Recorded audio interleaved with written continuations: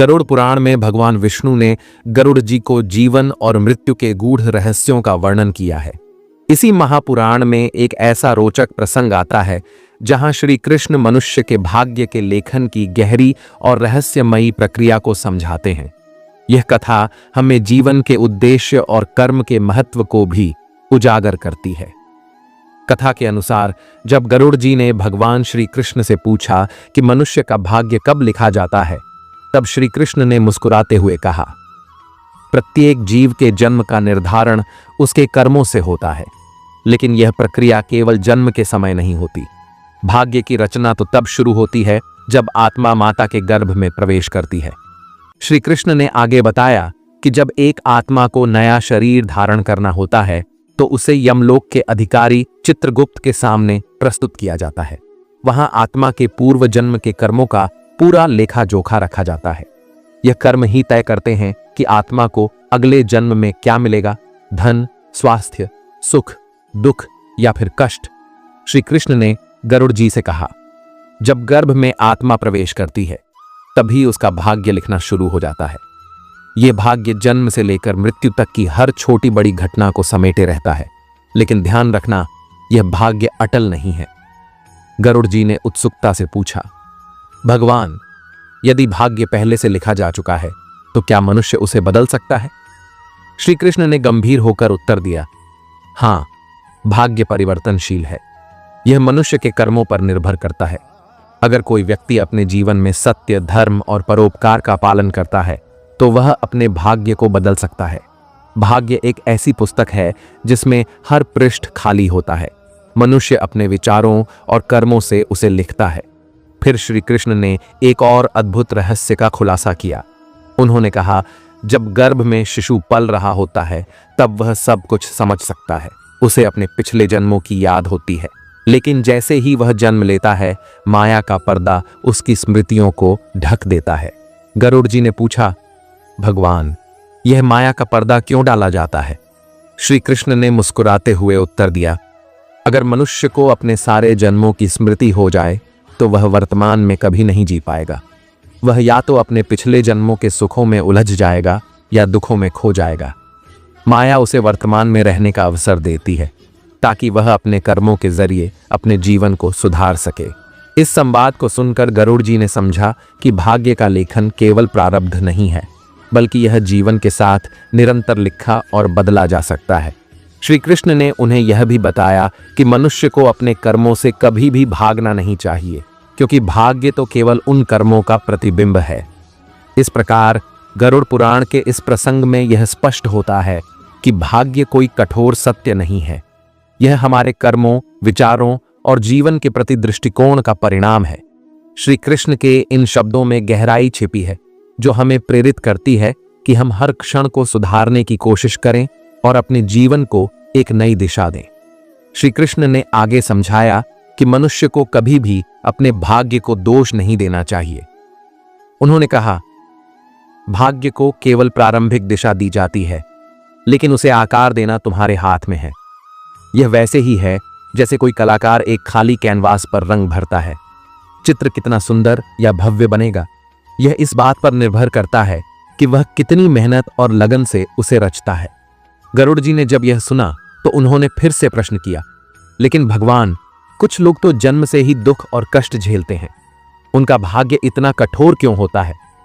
श्री कृष्ण ने गंभीर स्वर में उत्तर दिया, यह संसार कर्मों का क्षेत्र है।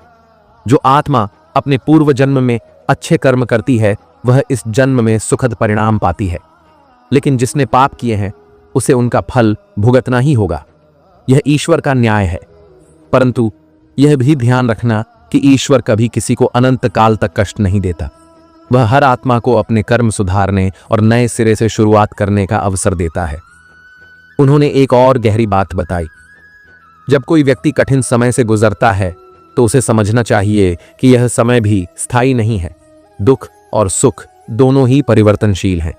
जो व्यक्ति अपने जीवन की कठिन परिस्थितियों में भी धैर्य और विश्वास बनाए रखता है, उसका भाग्य स्वयं उसके पक्ष में बदलने लगता है। इसके बाद श्री कृष्ण ने गरुड़ जी को एक रोचक कहानी सुनाई। उन्होंने कहा, एक समय की बात है एक साधु ने गहरे तप और ध्यान के बाद अपने भविष्य को जानने की इच्छा की। जब उसे यह पता चला कि उसका जीवन कठिनाई और गरीबी में बीतेगा तो उसने हिम्मत नहीं हारी। उसने अपनी पूरी शक्ति अपने कर्म सुधारने में लगा दी।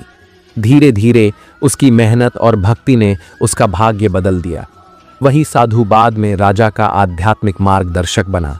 यह इस बात का प्रमाण है कि कर्म से भाग्य का पुनर्निर्माण संभव है।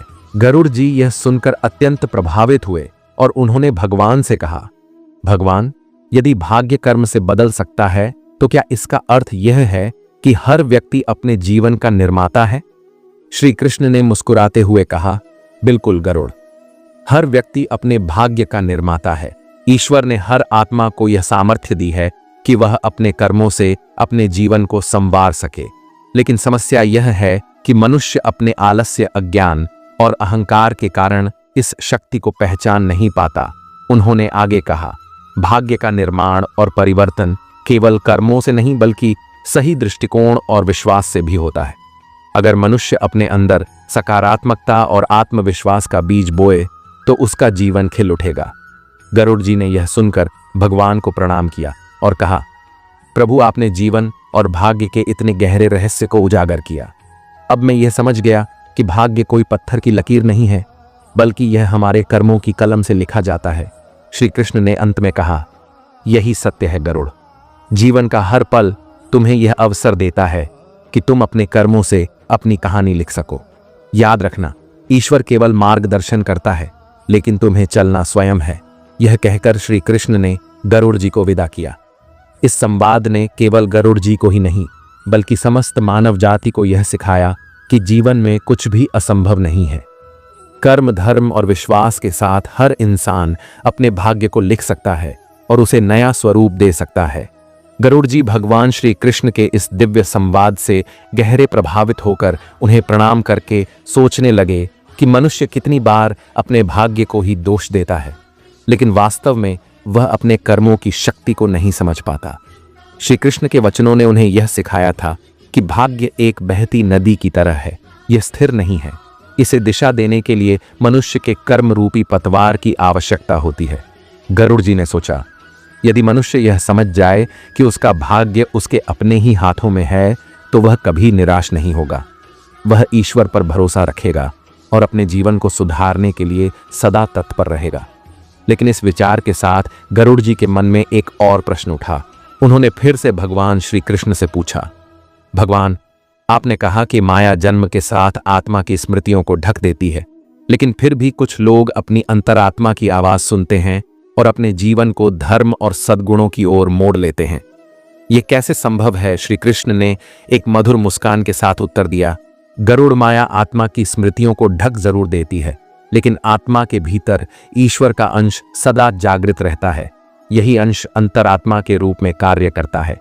जब मनुष्य अपने स्वार्थ, लोभ और अहंकार से ऊपर उठता है तो उसे अपनी अंतरात्मा की आवाज साफ सुनाई देने लगती है। यही वह क्षण होता है जब वह सही और गलत के बीच का भेद समझ पाता है। उन्होंने आगे बताया, जो लोग ध्यान, भक्ति और परोपकार का मार्ग अपनाते हैं उनकी आत्मा का यह दिव्य अंश प्रकट होने लगता है। यही कारण है कि साधु, संत और महात्मा अपने जीवन में इतना तेज और दिव्यता महसूस करते हैं। उनका भाग्य भी उनके सद्कर्मों के कारण उज्जवल हो जाता है। गरुड़ जी ने यह सुनकर विनम्रता से पूछा, भगवान, लेकिन ऐसा क्यों होता है कि कुछ लोग अपने जीवन में सही मार्ग पर चलने के बावजूद भी कष्ट सहते हैं? क्या उनके कर्म व्यर्थ हो जाते हैं? श्री कृष्ण ने गंभीर होकर कहा, नहीं गरुड़, किसी भी अच्छे कर्म का फल कभी व्यर्थ नहीं जाता। लेकिन यह भी सत्य है कि पिछले जन्मों के कर्मों का प्रभाव पूरी तरह समाप्त नहीं होता। एक साधु भी यदि किसी जन्म में गलतियां कर चुका है तो उसे उनका फल अवश्य भुगतना होगा। लेकिन याद रखना, वर्तमान जन्म में किए गए सत्कर्म उन कष्टों को कम कर सकते हैं और आत्मा को उन्नति की ओर ले जा सकते हैं।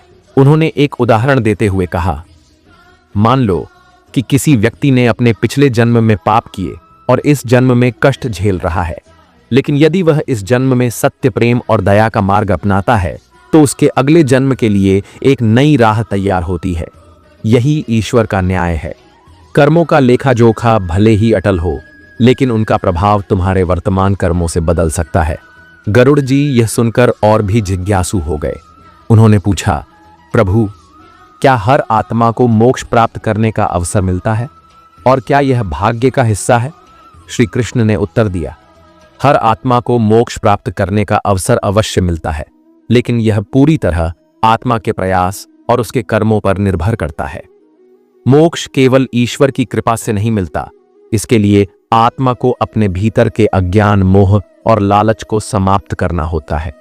भाग्य केवल तुम्हें रास्ता दिखा सकता है, लेकिन उस पर चलना तुम्हारे कर्मों का निर्णय है।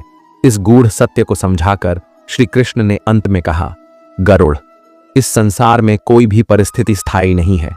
मनुष्य को यह समझना चाहिए कि हर कष्ट, हर खुशी, हर भाग्य केवल उसके कर्मों का प्रतिबिंब है। ईश्वर ने उसे यह स्वतंत्रता दी है कि वह अपने कर्मों के द्वारा अपने जीवन को स्वर्ग बना सके। जो इस सत्य को समझ लेता है वही सच्चा ज्ञानी बनता है।